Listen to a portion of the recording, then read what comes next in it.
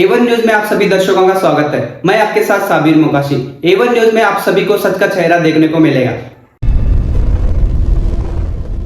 ಲಾಭನೇ ಆಗಿಲ್ಲ ಅಂದ್ರೆ ನುಕ್ಸಾನ್ ಎಲ್ಲಿಂದ ಆಗಕ್ಕೆ ಸಾಧ್ಯ ಇದೆ? ಇವರಿಂದ ಲಾಭೇ ಆಗಿಲ್ಲ. ಇವರೊಂದು 10 ಸೀಟ್ ಬರ್ಬೇಕು. ಬಿಜಾಪುರ ಜಿಲ್ಲೆ ಎಷ್ಟು ಸೀಟ್ ಆರಿಸ್ತಂದ್ರೆ ಇವರು 5,000 ಲೀಡ್ನ ಬಂದಾರ. ಇವರಿಂದ 1 ಸೀಟ್ ಇಲ್ಲಿ ಲಾಭ ಆಗಬೇಕಲ್ಲ ಟಿಕೆಟ್ ಕೊಟ್ಟಿದ್ದಕ್ಕೆ. ಇಂಡಿನ ಬರಬೇಕಾಗಿತ್ತು, ಸಿಂದಗಿ ಬರಬೇಕಾಗಿತ್ತು. ಅವ್ರ ಸಮಾಜದ ಕಾಸುಗೋಡು ಬೇರೆ ಹೋಗಿದ್ರು, ದೊಡ್ಡ ಹೆಲಿಕಾಪ್ಟರ್ ತೊಗೊಂಡು ಪ್ರಚಾರಕ್ಕೆ ಹೋಗಿದ್ರು. ಎಷ್ಟು ಲೀಡ್ಲಿ ಅಲ್ಲಿ BJP ಇತ್ತು ಅನ್ನೋಂಥದ್ದು ಅರ್ಥ ತಿಳ್ಕೊಬೇಕು. ಇವರಿಂದ ಏನೂ ಲಾಭ ಆಗಿಲ್ಲ, ನುಕ್ಸಾನ್ ಆಗೋ ಪ್ರಶ್ನೆನೇ ಇಲ್ಲ ಇವತ್ತು. ಒಂದು ಕಾಲದಲ್ಲಿ BJP ಅಂದರೆ ವಿಜಯಪುರ ಜಿಲ್ಲಾ BJPಯಲ್ಲಿ ರಾಮ ಲಕ್ಷ್ಮಣ ಅಂತ ನಿಮ್ಮನ್ನು ಮತ್ತು ಯತ್ನಾಳವ್ರು ಕರಿತಾ ಇದ್ರು.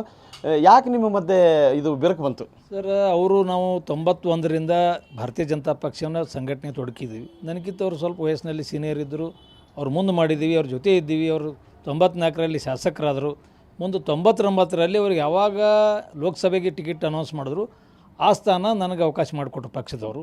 ಆವಾಗಿನಿಂದ ಸಣ್ಣ ಪುಟ್ಟ ಅವ್ರು ಏನೋ ತಲೆಯಲ್ಲಿ ಜನರಿಂದ ತಿಳ್ಕೊಂಡ್ರು ಅಥವಾ ಅವ್ರ ತಲೆಯಾಗಿ ಬತ್ತು ಗೊತ್ತೆ. ಅವಾಗಿನ ಸಣ್ಣ ಪುಟ್ಟ ಭಿನ್ನಾಭಿಪ್ರಾಯ ಇದ್ದು ಮುಂದೆ ಅದೇ ದೊಡ್ಡದಾಕೋತ ಬಂದರು. ಸಾಕಷ್ಟು ಕೊಡುವಂಥ ಪ್ರಯತ್ನ ಆದರೂ ಕೂಡ ಅವರು ಅದಕ್ಕೆ ಒಪ್ಕೊಳ್ಳಿಲ್ಲ.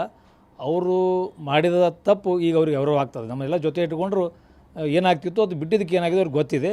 ಇವತ್ತು ಇದು ಆಗಕ್ಕೆ ಕಾರಣ ತಾತ್ಸಾರ ಮನಸ್ಸು. ನಮ್ಮ ಜೊತೆ ಇದ್ದವ್ರು ಏನೋ ಮುಂದೆ ಹೋಗ್ತಾ ಇದ್ದಾರೆ ಅನ್ನೋ ತಾತ್ಸಾರ ಮನಸ್ಸು. ಏನು ನಾನು MLA ಟಿಕೆಟ್ ಸಿಕ್ತು 90ರಲ್ಲಿ, ಅವ್ರು ನಿರೀಕ್ಷೆ ಮಾಡಿರಲಿಲ್ಲ ಆ ಲೆವೆಲ್ಗೆ ನಾನು ಬೆಳೆದೀನಿ ಅನ್ನೋಂಥ ಆ ತಾತ್ಸಾರ ಅಸೂಯೆ ಏನಂತಾರೆ ಹೊಟ್ಟೆ ಕಿಚ್ಚತ್ತಾರ ಕನ್ನಡ ಈ ಕಡೆ ಉತ್ತರ ಕರ್ನಾಟಕ ಹೊಟ್ಟೆ ಕಿಚ್ಚ ಆಯ್ತು ಅನ್ನೋದು ನನಗೆ ಅನಿಸ್ತದೆ. ಈ ನಮ್ಮ ಜೋಡಿ ಇದ್ದವ ಒಮ್ಮೆ MLA ಆಗಕ್ಕೆ ಹೊಂಟಲ್ಲಪ್ಪ ಅಂತೇಳಿ ಅವಾಗ ನನಗೆ ಯಾರೂ ಹೊಟ್ಟೆ ಹಾಕಂಗಿಲ್ಲ ತಿಳ್ಕೊಂಡು ಅಂಥದ್ರಾಗ 2,000 ಹೋಟ್ಲಿಗೆ ಬಿದ್ದೆ.